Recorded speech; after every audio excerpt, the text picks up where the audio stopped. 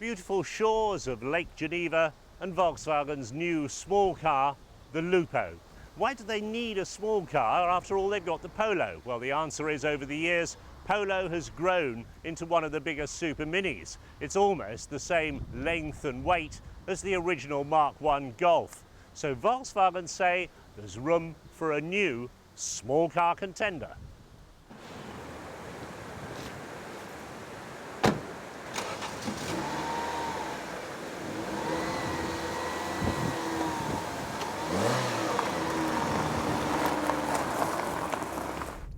Now, while Lupo is small in interior space in the front and passenger side at least, it's very generous. Volkswagen claim that this area is the same size as their Volkswagen Polo, and in the press release they say that's the same size as a medium saloon car.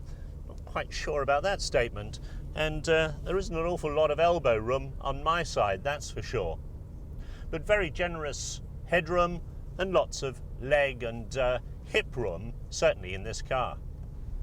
Comfortable supportive seats for a small car in this price range, and with the Swiss insistence that you stick to their very tight speed limits, and we're told radar traps everywhere, not a huge opportunity to exploit the performance and handling, but certainly cruising round Lake Geneva seems perfectly adequate. This is the 1.4 litre 75 brake horsepower engine. Nice 5-speed gearbox, typically Volkswagen in the way it performs as well. Although it does gulp somewhat on the auto route when you engage the optional air conditioning. If you like the rather extreme colour of this particular car, then you won't mind all these areas of painted metal inside. Personally, I think I'd prefer it if they were properly trimmed. But certainly this is no cut price special. Volkswagen are underlining the amount of equipment that will be available on the car when it's launched in the UK after the motor show. The chassis engineers have paid a lot of attention to ride comfort in this car, and it doesn't pitch and jolt as so many ultra small cars tend to do. In fact, the ride in the back is quite smooth, even if there isn't very much in the way of legroom. Lupo shares its cheeky styling with Seat's Arosa, already on sale in the UK. Different front end, and another major difference, Volkswagen say this car has a fully galvanised body shell guaranteed against corrosion for 12 years. Why this car should have that guarantee and the Arosa doesn't is anybody's guess. This is the 1 litre 54 brake horsepower version of the car, and it'll form the entry-level model in the UK. Understandably less lively than the 1.4 litre big brother, but nonetheless very lively around town. And although it's going to be the base version, still well equipped. Decent electric windows, good seats, twin airbags, passenger and driver, and head restraints for all 5 occupants. And despite it being the 1 litre version, it's very smooth and refined at motorway speed.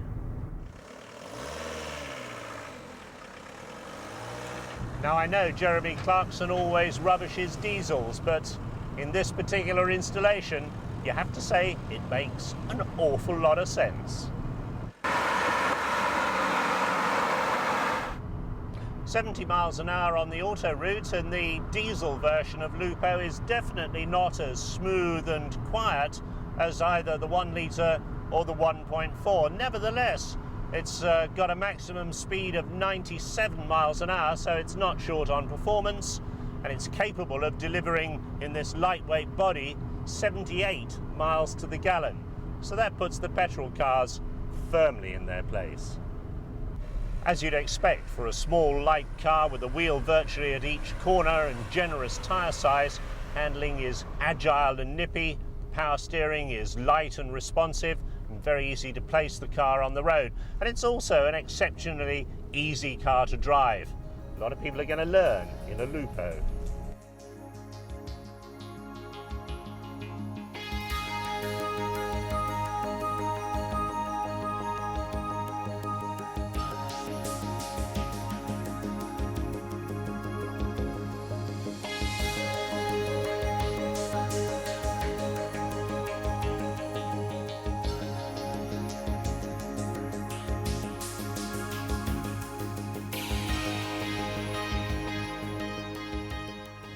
So what are Lupo's competitors? Well, obviously the Ford Ka springs immediately to mind.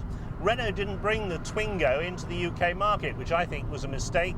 And then you've got a plethora of Japanese and Korean mini cars that I'm never convinced will really take off in the UK. So you could say Lupo has a pretty good niche in the market. Why should you buy this instead of the Arosa and save yourself quite a lot of money? Well, that's down to equipment and trim levels. Pays you money, takes your choice. For a small car, it's got big doors, and that means easy access to the interior, especially with this fold-down system. Plenty of space in the front, seats are nicely adjustable, and the interior trim on this one is very attractive indeed, in grey and blue. Not sure about the green one we drove earlier, that was just boring.